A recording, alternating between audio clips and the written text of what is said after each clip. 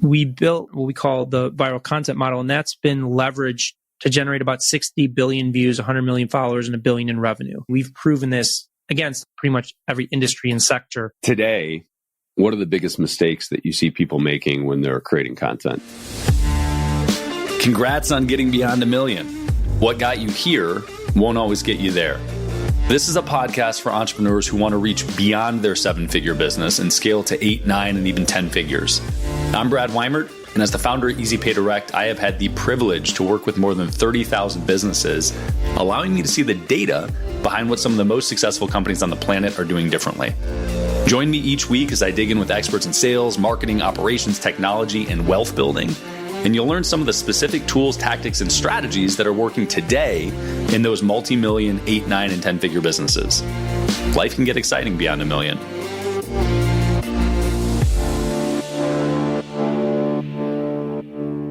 This episode of Beyond 1 Million is brought to you by the flu. I am on day 8 of a pretty wicked flu while I'm recording this, day 9 right now.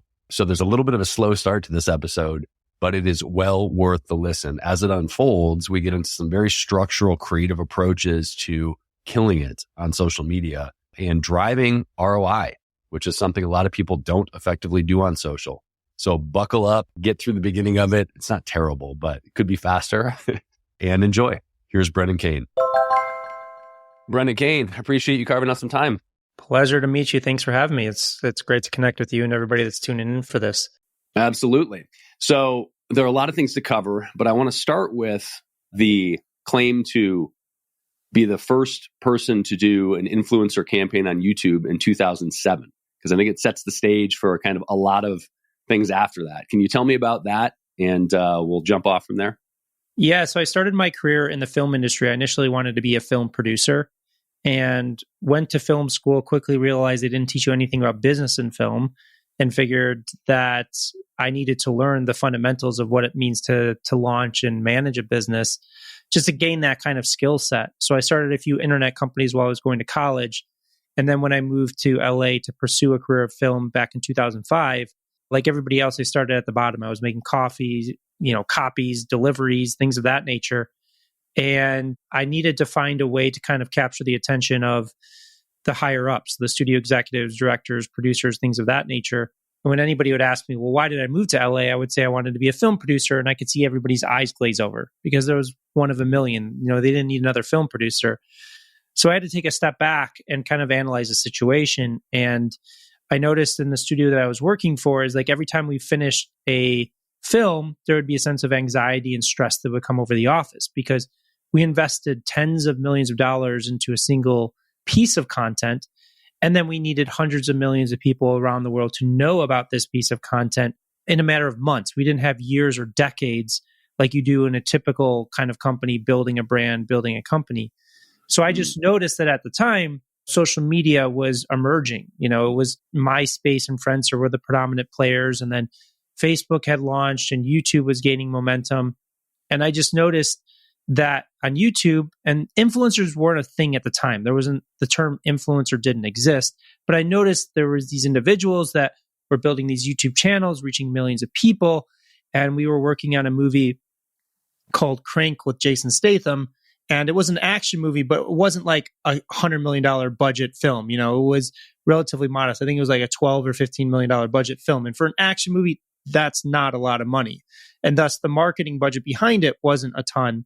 So I just went to the head of the studio and also to the directors and said, hey, I'm noticing these people on YouTube that have all of this traffic, all of this visibility. Why don't we engage with them? So I just made a list of like the top 100 and I just started cold messaging each of them. And then we got like 4 or 5 to collaborate with us and we didn't pay anything for it. So that was kind of the foray into tapping in to this kind of concept of what an influencer could be. Yeah, I remember Crank actually, because it was super, super intense from the beginning. Yeah. Yeah. Yeah. There are very few movies where like you turn it on and from the first moment you're anxious the entire time until the end and there's no break. Yeah. And the directors were like that too, but it was a lot of fun.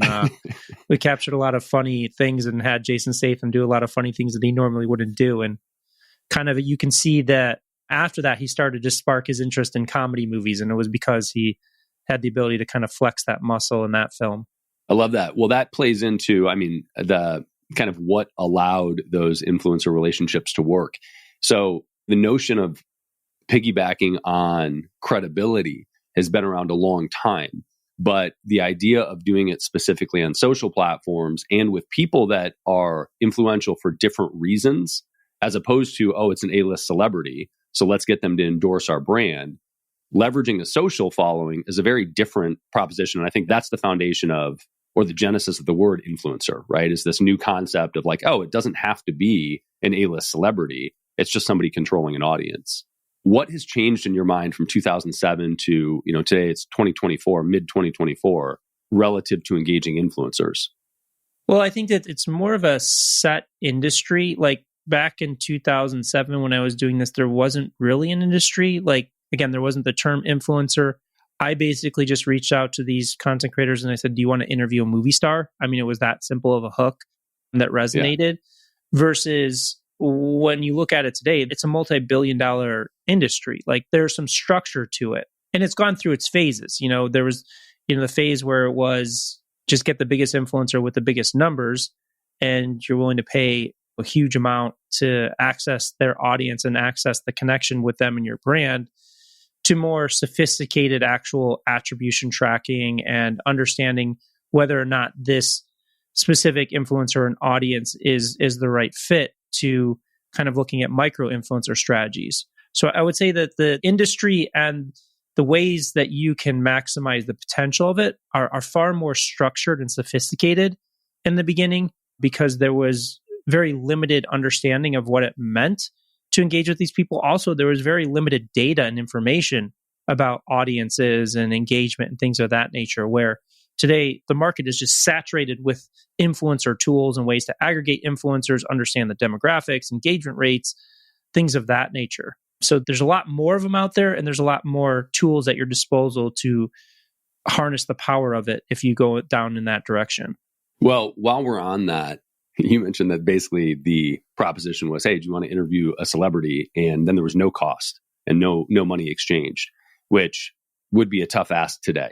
I mean, depending on the celebrity, of course. But speaking of metrics and tools, give me a couple use cases, because your roster of people that you've helped with your agency Hook Point goes from massive names like Taylor Swift and Rihanna to MTV to creators on YouTube or otherwise. So you've got kind of the range.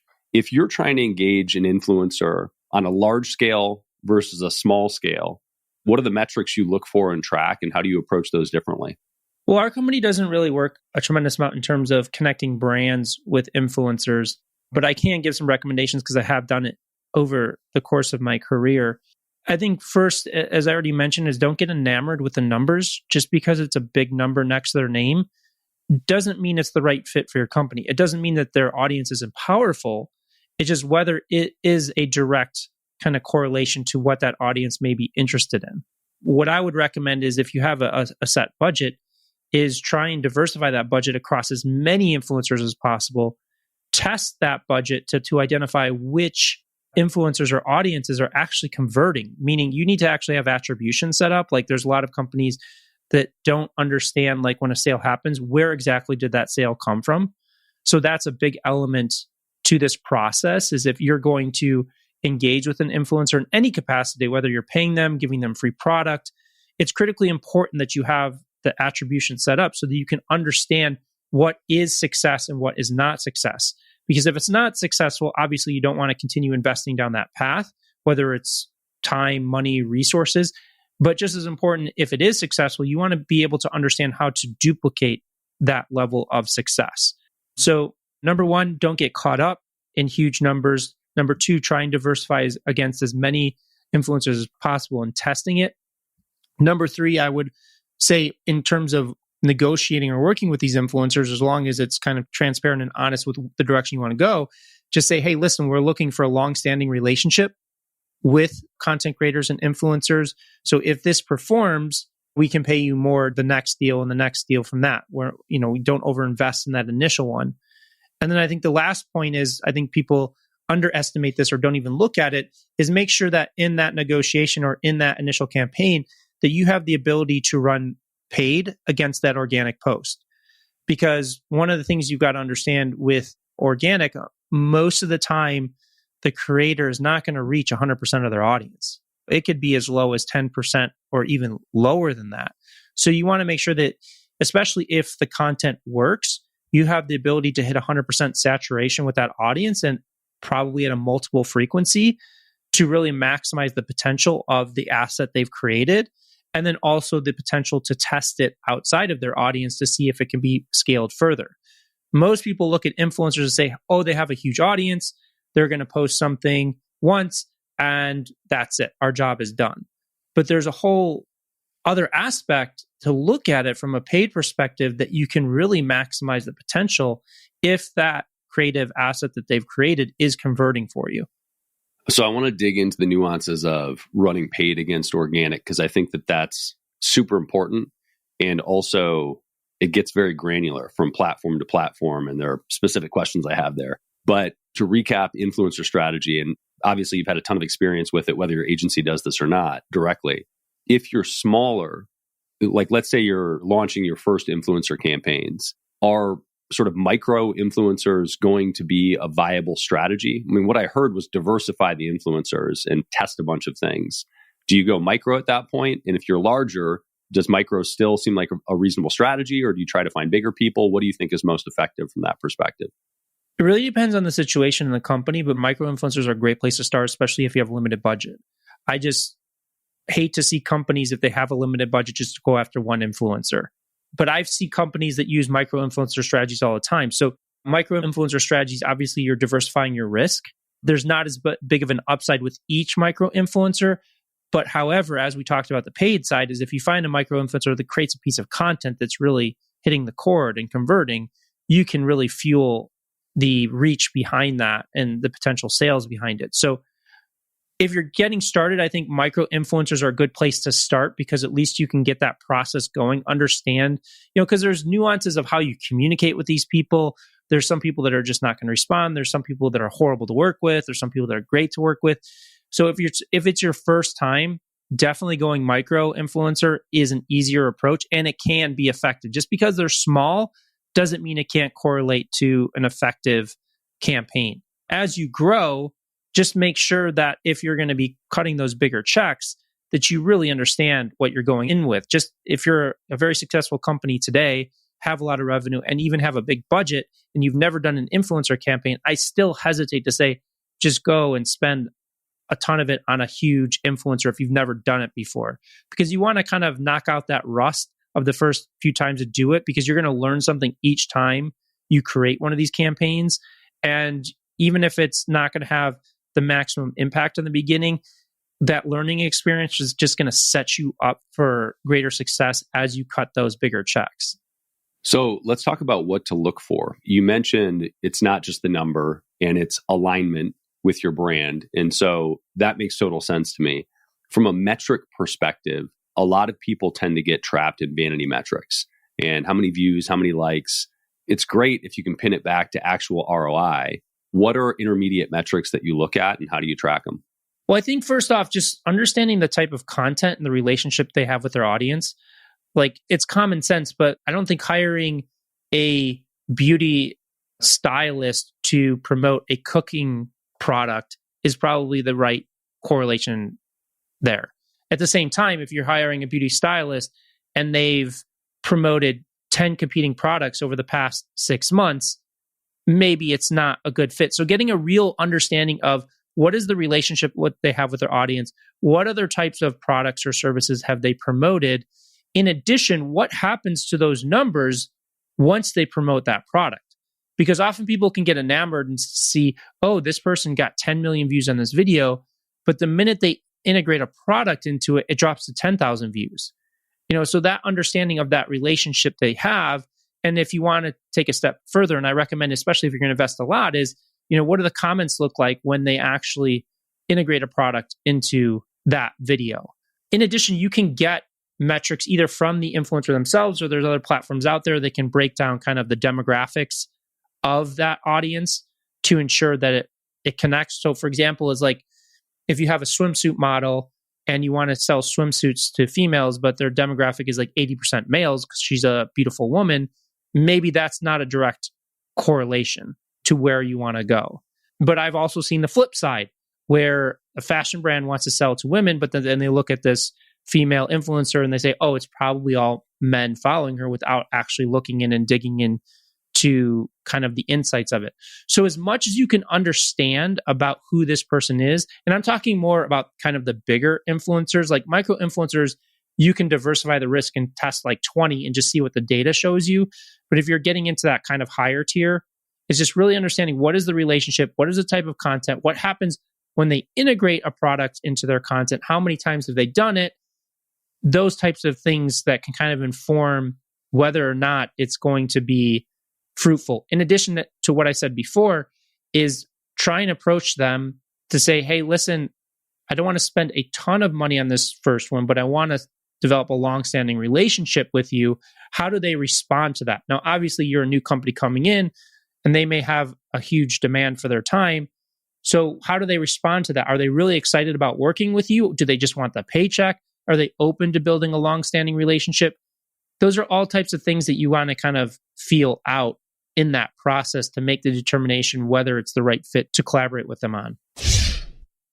Beyond a Million is brought to you by Easy Pay Direct. If you're an entrepreneur and you are still using a product like Stripe or PayPal to accept payments, it is time to find out why the largest names in your industry would never consider doing that.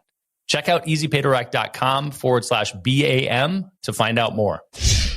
It's 2024, almost June, so all grain of salt because things move quickly and change, but there's always a request and demand for platforms specifically to track this stuff. So for the sake of reference, can you mention any platforms that are good for tracking influencer or metric data? There was a company I worked with early on. It was called Social Edge.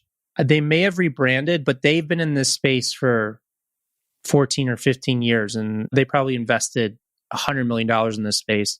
I would look up Social Edge, or if they've rebranded, you should be able to find the company. That's the one company I do know that I did a lot of due diligence in communicating with the CEO in terms of kind of the tech stack that they've built. Cool. Awesome. Well, let's go back to the paid side of things. So I think when people are trying to figure out virality and social content in general, or even SEO, they isolate organic versus paid in their mind. And new entrepreneurs that are bootstrapped in particular look at that and don't have a budget for paid. And so they think, hey, I'm just going to go SEO or organic, which is really synonymous. What's the value for everybody listening of pushing paid into that? And let's use that as a starting point, and let's go platform specific here. Well, the first place I would start in any platform is if you're pushing paid behind organic, has it performed organically first? Because pushing paid behind a piece of content that hasn't broken through is not fixing the underlying problem, which is the content. So that's what I always recommend as it pertains to putting paid behind organic is only do it if the content is already proven to perform organic, because you will see a plateau. And once it's plateaued, if it's shown some element of success, then it's worth putting paid behind it. But paid does not fix underlying content issues. And that's what a lot of people kind of think is like, oh, the algorithm is suppressing my reach to get me to just pay for that reach. And that's just not the case. So I think that that's kind of the biggest thing to kind of look at. The other thing to what you said is, and I hear this a lot from businesses, is that they don't have a budget for paid. Well, you can start with a minimal budget, but if that paid budget is generating profit for you, why wouldn't you invest in it? And you can easily go and find funding sources to fund the paid if you need to. But advertising content should be generating profit for your company. And if it's generating profit, you can always find funds or budget out there to kind of fuel that growth. But in terms of platform specific, it's pretty much the same across platform. There's a lot of kind of myths out there about, well, if I run paid behind my content, the algorithms will see that I'm running paid, so it'll automatically suppress my reach across all of my content to get me to pay more. These platforms don't work that way. All of these social media algorithms are designed for one thing, and that's retention, meaning they want to keep people on these platforms as long as possible. Because the longer somebody spends on the platform to consume that content, the more ads they can serve and the more profit they generate. So when they find content that's retaining audience, they want to seed it to as many people as possible. So it's not like it's just automatically, because they've seen you run paid against a piece of content, suppress all of your content on purpose if you're a great content creator. On the flip side is if you're not a great content creator and you keep putting paid behind it, it's not going to automatically jumpstart your engagement and generate a loyal audience of people that are going to consume that content. So start with don't make shitty content. That's the beginning. Yeah, which is a tough task. I mean, like you asked, like what's the difference between 2007 and 2024 is, I don't know what the exact numbers are, but when I first started in social media, there's a few million people on these platforms. Today, it's about to hit 5 billion. So you're talking about 5 billion people on these platforms pushing billions of pieces of content into the world every day. It's very cutthroat for that retention of audience. So, and a lot of people think it's the content that sucks. It's more the context and the storytelling that's not really breaking through. The thing that I see is like social media is a blessing and a curse. It's a blessing because anybody can pull out their phone, push record, and reach the world. It's truly democratized communication because pre-social media, that didn't exist. You had to go through a television station or radio station, print publications, things of that nature. But anybody can pull out that phone, push record. Now, the downside to that is anybody can pull out their phone and push record without any thought put into it. Yeah, it's democratized broadcast, not democratized communication, right? So you can broadcast anything, but you can't necessarily connect with everybody. So, but there's a distinction there that's worthwhile, which is yes, everybody can pull out their phone, but through that, it muddied the ability to actually have a functional channel to communicate with people. Because if you don't have the reach, you don't have the reach. Well, it's not about the reach, it's about the skill set. Is nobody's forced to learn the skill set. Like I started in film school and I went to film school around like 2003, 2004. So this is pre like real digital cameras and stuff. Like you had to sit there and you had to break down classic films. Even if you didn't want to be a screenwriter, you had to write a screenplay to understand it. You had to learn how to light, cinematography. When I first started, you had to cut film. Like there was a lot of thought process that went into training you what it takes to make a film and tell a story through that. But you fast forward today with social media, there is none of that. That requirement isn't there. But making a film, like nobody's going to give you all the money to make a film if you haven't proven that you understand how to tell stories through that medium. Even today, making a film with an iPhone or things of that nature, you still need to get crew and actors and all these things to kind of buy into yourself as like a storyteller. But with social media, that barrier of entry isn't there. And most people haven't been trained to think that. So they think that going viral is luck. When in reality, it's a science. There's a science to communicating on these platforms in the same way there's a science to communicating through film or television or writing a book, those elements. So let's talk about that science. But before we get there, you said something a couple minutes ago that I think is an important thing to hit on because it's a point of clarity that people need. And you said, if an advertising dollar is going to give you ROI and sell product, why wouldn't you spend? And yes, that's a very good point. I think one of the things that becomes confusing in social for people is how you sell and how you convert. So most people are steered away from creating content that it's going to be an ad promoting a product because it's hard to get virality that way or engagement that way or get people to watch, right? You and I grew up in an era skipping commercials if we could, but really we grew up in an era where you would walk away from the TV or something because you're like, oh shit, the commercial's on. Let me get a snack and go back, right? Now, nobody wants to watch that shit. So it's creating the content that's going to somehow promote the product at some point, or it's going to get top of funnel eyeballs, and then they're going to investigate and buy. So how do you reconcile content creation that's an ad versus content creation that's just there for engagement for a channel to then lead to something else to sell? That's a great question. So there's a distinction of what happens through organic and what happens through paid. So if we're talking about organic, which what you said is confuses a lot of people, they think organic is a channel to sell. Organic is a channel to get people to know, like, and trust you. And then from there, that can lead to sales. So I'll give you an example. We were working with a multi-generational leather expert, leather worker. So he came to us with no social media experience, had 2,000 followers on TikTok, and he was struggling because what he was doing was showing videos of like the handbags or the purses or the wallets that he made. It was just purely an ad. it wasn't breaking through. So we worked with him on a format that's called Is It Worth It? Where he would take like a $500 Chanel handbag, deconstruct it on screen, and tell you whether it was worth the money you paid for it. So there was no CTA and CTAs in any of that content. It quickly went from 2,000 followers, he just passed 1 million followers on TikTok, somebody with no social media experience. And in his content, all he's doing is building trust and credibility, building a connection. And he just had a link in his bio. And through that link in his bio, previously he was using Google Ads to generate traffic to his website. He was generating about 10,000 visitors a month. Just through that link and the profile link on his TikTok with no CTAs in his content, it jumped to 100,000 visitors a month organically. Sold out all of his inventory. Because when we know, like, and trust somebody, we ultimately want to take that next step. Now, he's at a point where he's built up that enough trust and credibility that he can layer in subtle calls to action into that content.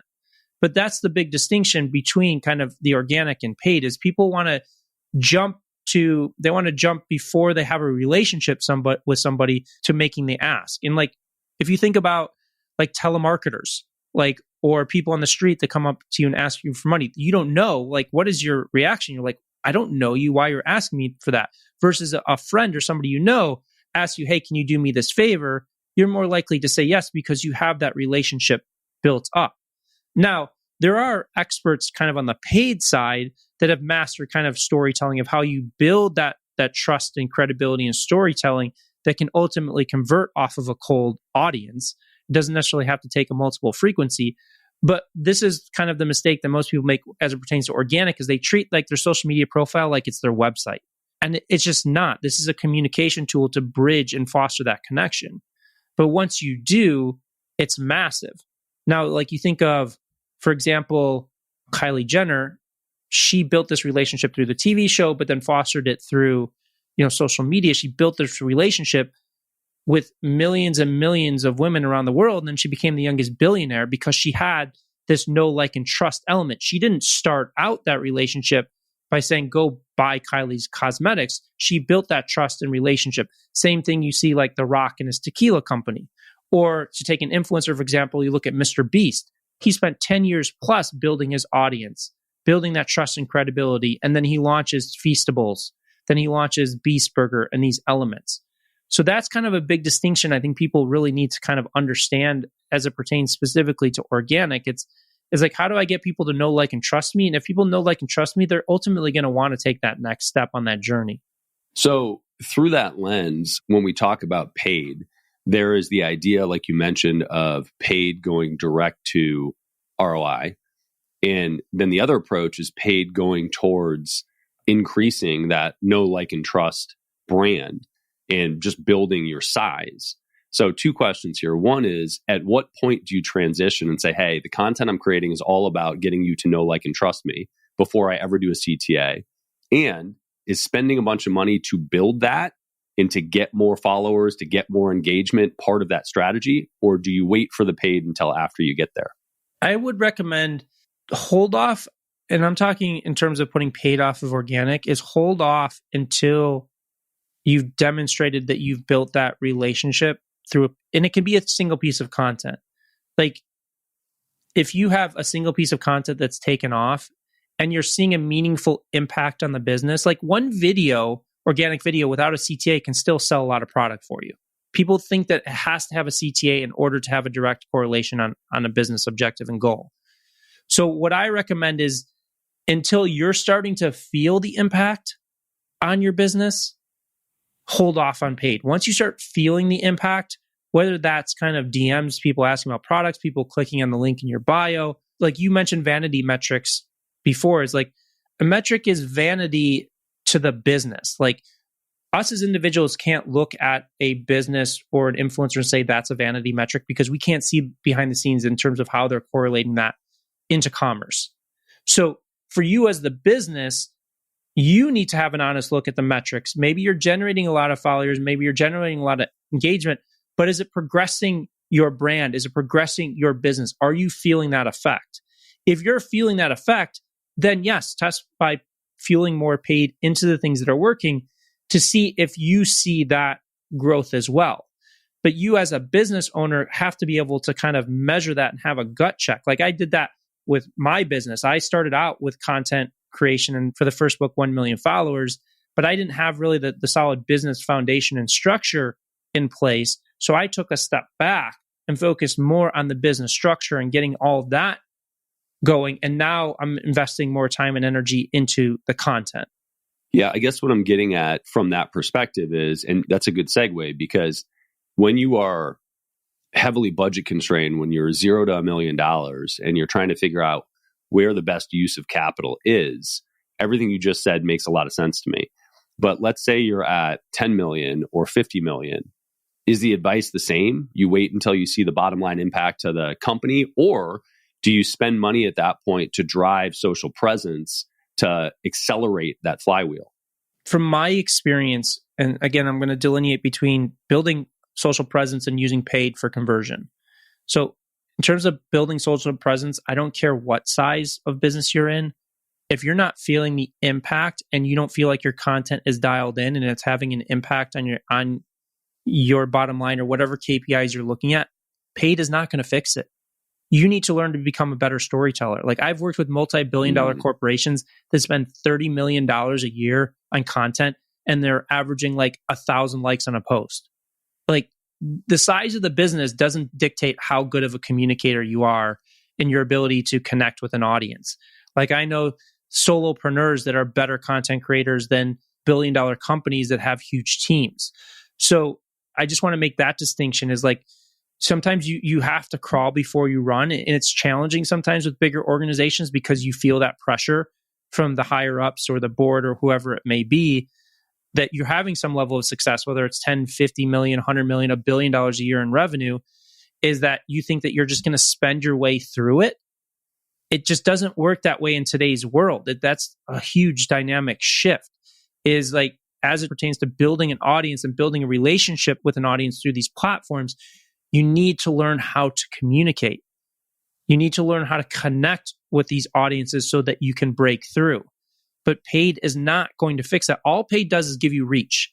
It causes you to get your content in front of people. It doesn't force people to stop and watch and retain that content.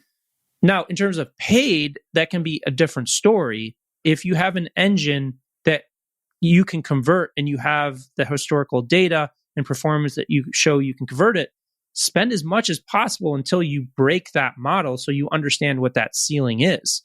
Like that's a completely different dynamic.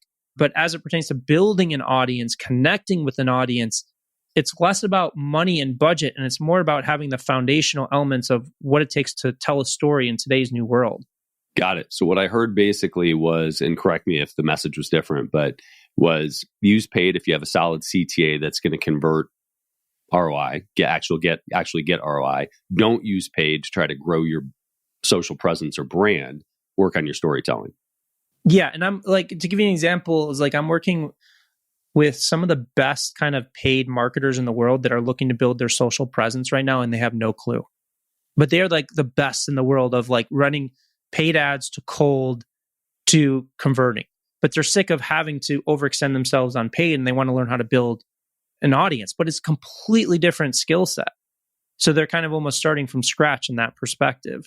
So let's talk about the content creation itself then, because one of the things that I see you do often is break down different ads, different videos, and talk about what makes them good or what makes them effective, which is an interesting format in and of itself. But what are the elements of a good story or a good narrative, and how do you think about putting those things together when you're creating content? Yeah, so our whole business is based upon kind of this principle. What I've kind of seen as the big gap in the marketplace is two things. One, the market is heavily quantitative focused, meaning they're looking at views, click-throughs, reach, engagement, shares, likes, comments, things of that nature, which is a good indicator if something has worked or doesn't work. However, it doesn't explain the why.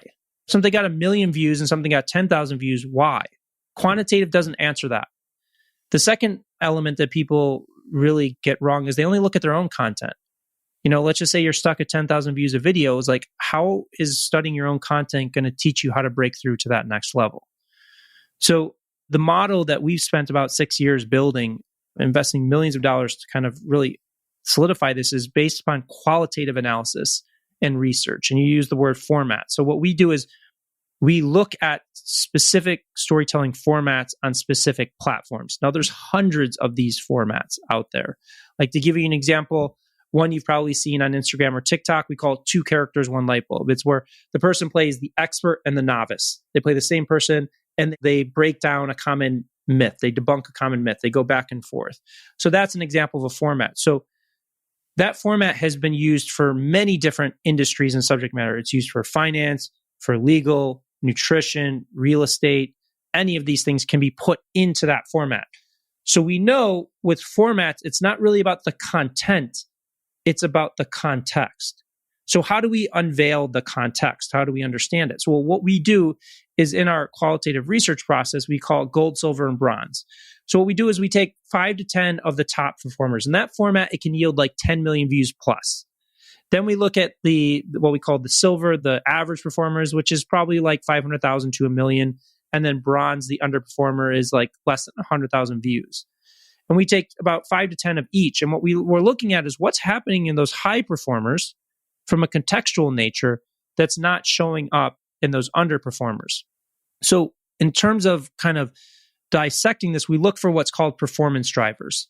These elements that increase the potential of that format going viral and elements that decrease it from going viral. So we've done kind of analysis of 200 formats. We have over like 1,000 performance driver key findings.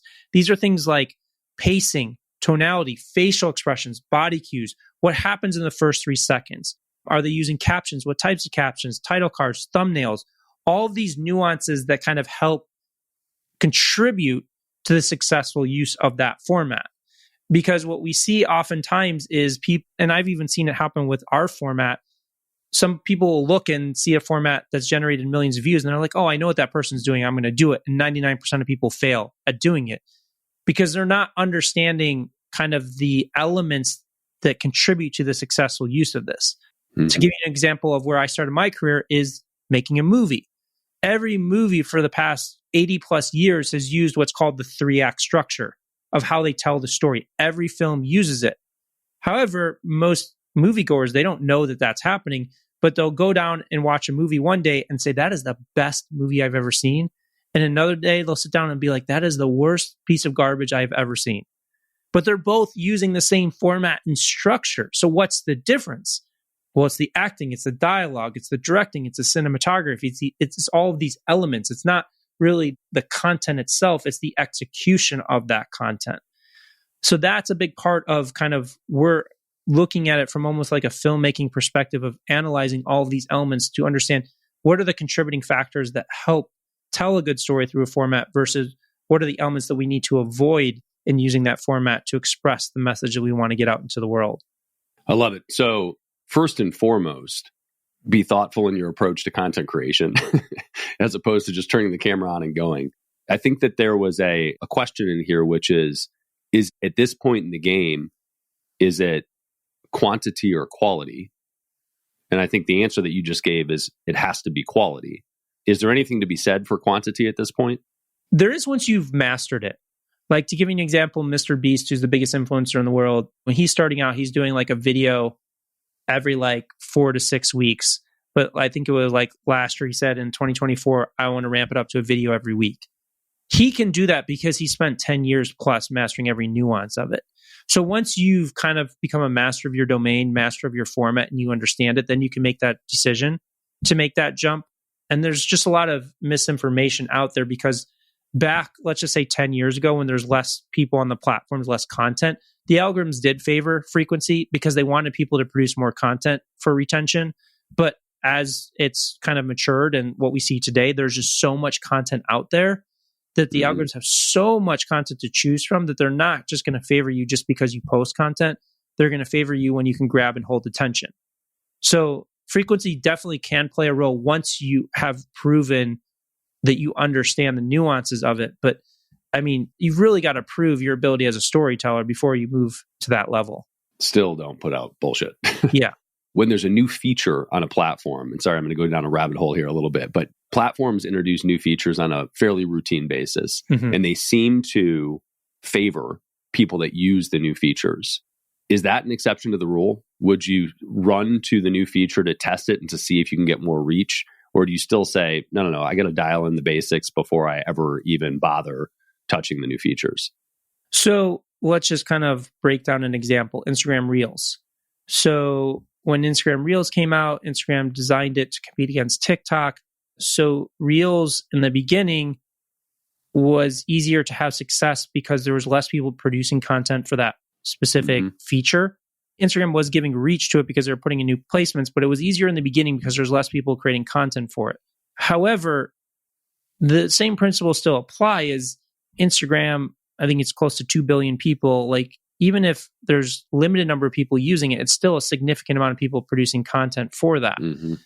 And sure, you can jump into something early and probably capture a wave. It's not guaranteed if you're not communicating effectively, but relatively quickly, and kind of the model that we built is focused on this, is relatively quickly you can understand like what are the formats that are working for Reels and why are those formats working, so that you can glean those insights and become a masterful storyteller so that you can have the quick win, but also sustain. Because what you'll see is a lot of people will gain momentum by jumping into something early, but then they'll fall off a cliff because then they're competing against with the masses and their storytelling doesn't hold up to it. So it can, but I think the important thing also to know is like every feature that's introduced isn't going to win. So I've seen people, I remember when Clubhouse first came out, I knew a lot of people, even very successful people, that were spending hours a day on this thing, and then the whole thing fell apart. So there is benefit to be had of jumping into something early, but I would still recommend set the foundation for yourself and understand what does it really mean to use this new feature to tell a compelling story. Yeah, I think, there's something to be said for who you are as an entrepreneur and what your general MO is in following your own structure and your own patterns, right? For me, I am the type of entrepreneur that is waiting for something that I can invest in as opposed to try, right? I don't want to try a shitload of things and have this shotgun approach to see what might catch wind, right? I want to invest in something that I know has a proven track record and that people are succeeding on, as opposed to being the first to test something out and have a little ego stroke by being the first there. I want people to prove its success before I get there. And that might mean that I don't catch first win, but it means that I have more of a path to go down. And one of the reasons that I wanted to talk to you today is because you have a path to go down, right? You've spent a ton of time analyzing quantitative and qualitative metrics around virality and content production. And in this era of messaging shifting and storytelling being relevant and personal brand being relevant, all of that stuff is confusing for people. And so having a structure and format is sort of the roadmap that I think structured entrepreneurs are looking for. So you mentioned a bunch of different points that you look for from qualitative analysis. Let's talk about kind of the rubber meeting the road there. With, for example, with your business, with an agency, how do you personally think about the things that are important for your example and how you create content to serve your own purposes? Yeah, so there's been kind of a big shift because, you talk about new features, specifically with Instagram. Instagram is really kind of coming back in terms of a business tool, utility tool, in terms of being able to leverage content to generate leads. And I think that in the beginning of my kind of experiment, so I didn't set out to create Hookpoint. I didn't set out to create an agency. I didn't set out to create a company. When I wrote 1 million followers, it was truly an experiment. I was a consultant at the time and I'd been doing social media since 2005. But to me, it was just kind of a learning experiment. So there was a lot of content that was being created without a business kind of goal other than kind of awareness to allow me to kind of share information through my books and speaking on stages and things of that nature. But as kind of we built Hookpoint and it's continued to grow kind of organically to kind of fill this need in the gap, my time and energy and resource has been really geared towards how do we provide the most value and information through our content, but how does it correlate directly to our business goals and objectives? because as you know, as a business founder and owner, like our time is precious. And like, I'm not an influencer. This isn't the only thing I do. I have to kind of run a team, run a company at the end of the day. So it's very different than being an influencer that all you do is create content. And I have nothing against kind of influencers. I have influencers are my friend and I really admire what they do. And someday I may kind of aspire to kind of do that full time, but that's just not the reality of where I'm at. So every decision that I make today of content is, how is it adjacent to what we do? And that's why you see those content breakdowns is like, is it the most viral content ever? No, it does pretty well, but it directly correlates to the DNA of what we do, what we feel is important, and the value we provide. And then especially with Instagram, with kind of these new AI integrations and being able to allow people to comment or receive a DM and things of that nature, there is a direct kind of correlation that we can measure from organic content to lead and natively ingrained kind of CTAs in an authentic way that doesn't come off like kind of a sales pitch. So that's how I look at for myself is like, because it's not just me creating the content. I have a team of people that are collaborating with the scripts and sourcing content and things of that nature. I need to kind of make sure that it is tied to kind of where we want to grow the business and those goals and objectives. Is I'm not going to sit down at this stage in my career, in my business, and just create content to create brand awareness, because our books have enough brand awareness. Like, am I the biggest person in the world on the marketing side? No, but I'm pretty kind of established in that space. For me, it's really how do we help people, but how do we grow our revenue, our lead source with each piece of content that we create and use those learnings. Yeah. So I love that because that's ultimately who I want to be talking to. That is the audience listening to this, right? These are not people that aspire, for the most part, to be influencers. These are people that have established businesses, and there's a range, right? We've got people that have new businesses that are getting off the ground, listening, and then we have people that have very established businesses that are doing 8, 9, 10 figures. So where content fits in from that perspective, I think, is the game for most people. So when you think about it, we've spent a lot of time talking about the storytelling element and all these different things qualitatively as well as quantitatively, but that if you're talking to a client, you're talking about how to structure their videos. So for the people that haven't gone to see Brendan Kane's content, Instagram is where I went to look at it before this. I encourage you to do that, see what we're talking about. But for those that haven't, can you break down kind of what type of content you put out and how you think about it specifically? Because I think that's really helpful to have a concrete example of, hey, I have an agency that helps people push out viral content and grow social for the end goal of ROI for the company. How do you think about making content to be in alignment with that brand and also accomplish that goal? Yeah. So one of the things that we talk about clients or talk to clients about that is really important is called the generalist principle. So again, going back to the algorithms, what do they want? They want content that can retain audience because then it keeps people on the platform longer. They can serve more ads, they generate more profit. But they want content that they can see to as many people as possible and retain that. So our job as content creators from an organic perspective is how do we make our subject matter interesting to anybody while still subtextually playing to our core audience? So in the specific format that I do is it plays to what we've been talking about, the qualitative analysis, where we'll take a viral video and break down why it went viral. So we'll take a video that generated 80 million views and I'll say, well, I'm going to tell you exactly how it went viral. Now, almost anybody could be interested in the fact of why a video got 80 million views. Now, I'm not expecting if 2 million people watch that video that all 2 million people are my core audience. Maybe it's 10%. But 10% is 200,000 people. That's a lot better than me creating a very niche specific subject matter and talking about qualitative analysis that may get 5,000 views. I'd much rather have 200,000 views out of 2 million that are my core audience than 2,500 out of 5,000 views. So the way that we look at it, and this was the same thing with the leather craftsman that I mentioned, is anybody would be interested in seeing whether paying $500 for a Chanel handbag is worth it by deconstructing on screen. Like, I'm interested in watching that, but I don't buy $500 Chanel handbags. So it's kind of this balance of how do we make our content interesting to anybody, but still staying true to kind of what we are as a business and how does it correlate to us. So again, we're breaking down the qualitative elements of why iVideo got 80 million views and opening people's eyes to the fact that there is a science behind virality. And we just know that a percentage of those people are going to want to kind of learn more and go further down kind of the path in potentially engaging with us right now, or maybe in the near or distant future. I love that. And I think that I mentioned this before, but the framework associated to that, the generalist principle, is a valuable thing to latch onto. One of the other frameworks that I've heard you talk about are the 6 different ways that people perceive the world and how that plays into creating content. Can you dig into that a little bit? Yeah, so we have access to a proprietary data set that's based upon 1.6 million communication assessments done worldwide.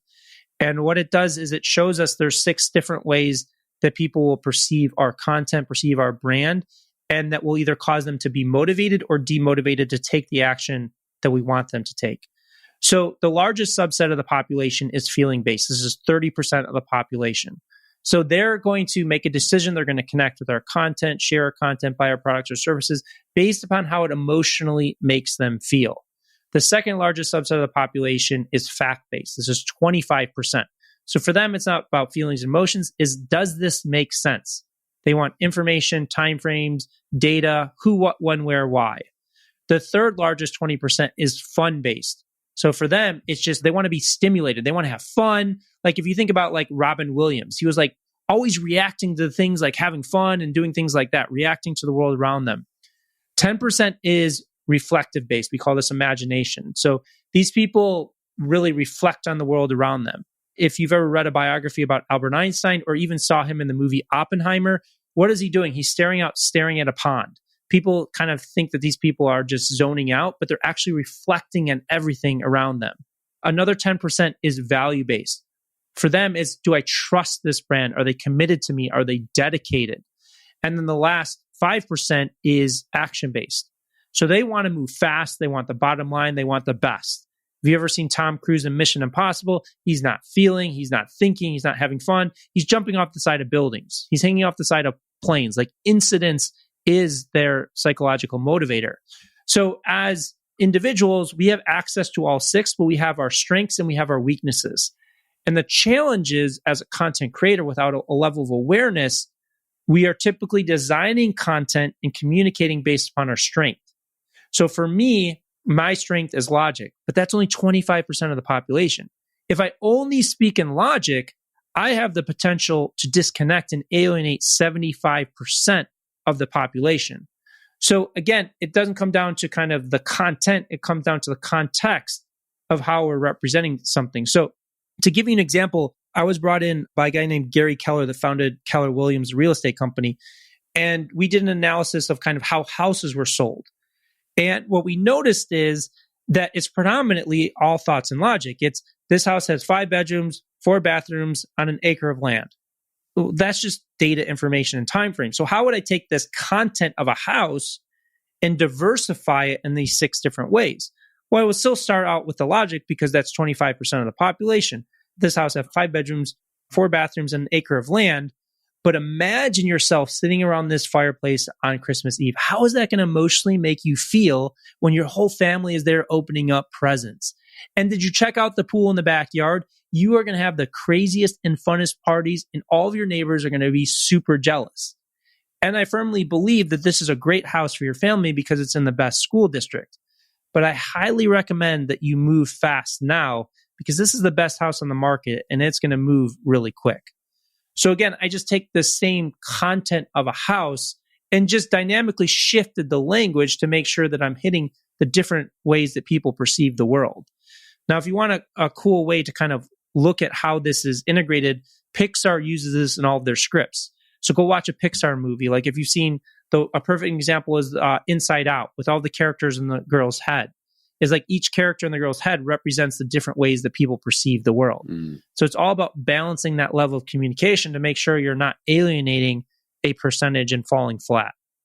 So is the goal to try to wrap all 6 of those into one piece of content, or is there a use case for creating content that is just speaking to one?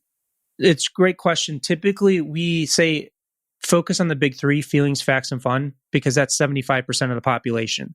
Values and opinions can be very difficult because most people don't want to hear others' opinions. They feel like they're being preached to. And you can integrate it, but it can be challenging or difficult. The reflection-based, they typically don't communicate effectively externally, but you can direct them. And then action-based, you have to be the 5%. They typically kind of just tell people what to do, and that turns off a lot of people. So if you're designing content that's going to the masses, we don't recommend just designing a specific piece of content to a specific way that people perceive the world. If you're doing one-to-one and you know a specific person that you're trying to connect with in a business development deal and you know they perceive the world in a specific way, then I would do it. But one way that we do kind of play around with it is the disbursement of energy. So in different scripts, we may start out with logic and then go to feelings and then go to fun. In other scripts, we may start with fun and then go to feelings and logic. So we'll have we'll have a script and we'll have them color coded and we'll break down kind of the percentages and test, especially with paid, we'll test kind of different disbursements and leading with different ways to perceive the actual content that we're talking about. That's interesting. So basically take the same piece of content, the same three elements that you're working on, and then reorder them and see which one is going to hit harder. Yeah, like we've started working in the legal space and working on class action lawsuits and acquiring claimants. And to get a good indication of kind of what the personality structure is, we'll always be playing around with those disbursements to see kind of what the base audience is perceiving that's driving the highest conversion. And we'll just kind of keep testing those elements. It's basically the same script, it's just we're changing kind of the order and kind of changing the language slightly to kind of see what the difference is. I love that. Yeah, I mean, that goes back to kind of structure and format, but that's a great one for split testing that I think people frequently don't think about or don't use. You know, when you're split testing stuff, there are a million things that you can try testing, from colors to language, etc. But using this framework of the 6 ways people perceive the world and reordering the elements to hit emotions or facts first or second, I could see that being super valuable based on different markets. It definitely is, because again, most people are challenged not with the content, but the way that they're representing the content that causes it to fall flat. Okay, so a couple quick questions before we wrap here. You started on Friendster in MySpace, which dates you and I because I was there. There's an ever-growing pool of these new platforms that pop. And like TikTok is a great example because that shit popped fast and became super relevant. Yet, there's still a shitload of people on Facebook. And generation to generation, you get different adoption of these platforms. Talk to me a little bit about how you look at Facebook versus Instagram versus YouTube and where to spend your time and energy on creating. Yeah. So first off, TikTok didn't grow as fast as people think it did because it was Musical.ly before it was TikTok. It kind of grew. It felt like it came out of nowhere, but it was around for quite a long time. And I think it's a really valid point because, and it goes back to what we were talking about earlier, is like, should I be focused on an early adopter? When you, as you pointed out, you look at Facebook and YouTube and Instagram or WhatsApp, they've been around forever. And people are scared because of what happened to MySpace and Friendster. But the reality is MySpace and Friendster didn't really know what they were doing. They invented the space, but they didn't really kind of understand what social media was all about. And that's not their fault. I mean, they paved the way for all of this, and we should all thank them for it. But people kind of underestimate the level of sophistication that is in social media today. The level of behavioral science that goes into retaining audiences is so sophisticated that there's this urge to say that new platforms come up and are going to unseat the big ones. But the reality is, I'm not saying it can never happen, but it's not as frequent as people would think. So specifically to your question, like the first place that I always start is format specific. Is there a format that you really connect with? Like you said yourself, is like, I don't want to just test a bunch of things. I want to see something, really kind of dig in and invest the time and energy into it. And we always say, choose the format that you really believe in, that you connect with. You're like, I really like that format. I think it's right for my personality, for my message.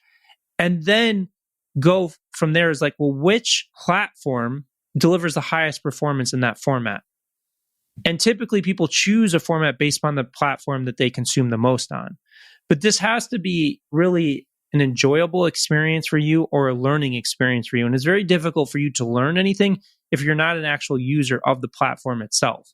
Now, some people have a team and they don't need to kind of invest in that level, but it really kind of starts down to kind of what is the storytelling format that you want to use, and then design everything from there in terms of kind of the platform that you choose to execute that on. So you wrote a book called 1 Million Followers that I encourage people to check out, How I Built a Massive Social Audience in 30 Days. Was that audience on Facebook and Instagram when you did that? So I did Facebook first, and then I did Instagram. And then we built the entire model, what we call the viral content model. And that's been leveraged to generate about 60 billion views, 100 million followers, and $1 billion in revenue. So it's not like we kind of point at my example and just be like, oh, we've done this one time and, had success, so we're going to share it with everybody. We've proven this against pretty much every industry and sector. And I don't know when this is going to come out, but in June, my next book, The Guide to Going Viral, that breaks down this model in depth, will be out. I love it. That's great. And that's definitely noteworthy. I asked because Facebook, when I talk to clients today or anybody, I don't hear anybody say, hey, I want 1 million followers on Facebook. Everybody's focused on other platforms. Is there a use case and benefit for growing an audience on Facebook today in 2024? Absolutely.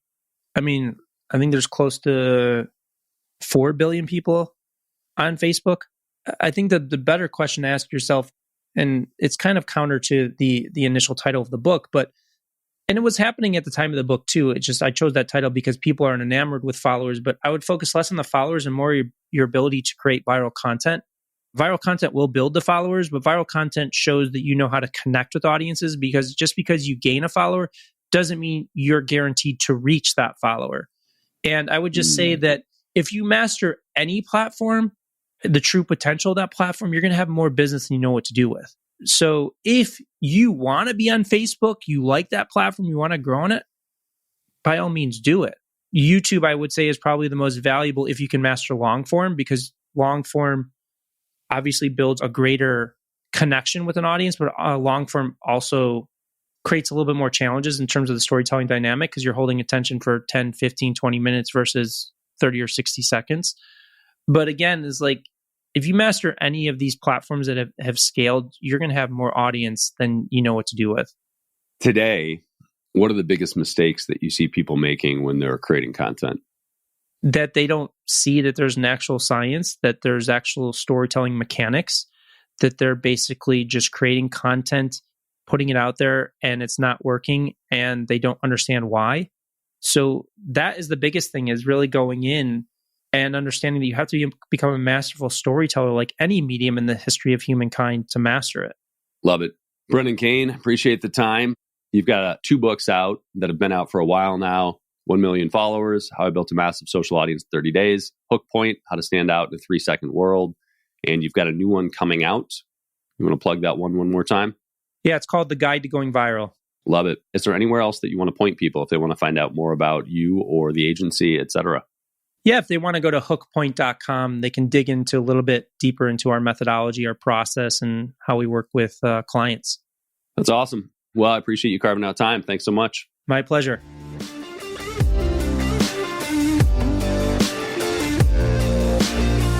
If you learned one thing on this episode, share it with another entrepreneur. They need to hear it. Also subscribe so that new episodes just show up on your phone. It's a lot easier that way. And if you want the really good stuff, check out our free BAM! Tactics and Strategies course. It's where we curate the best tips, tricks, and tools that our guests know, whether they've shared them on the podcast or not. Just go to beyondamill.com. You'll also find previous episodes and show notes at beyondamill.com.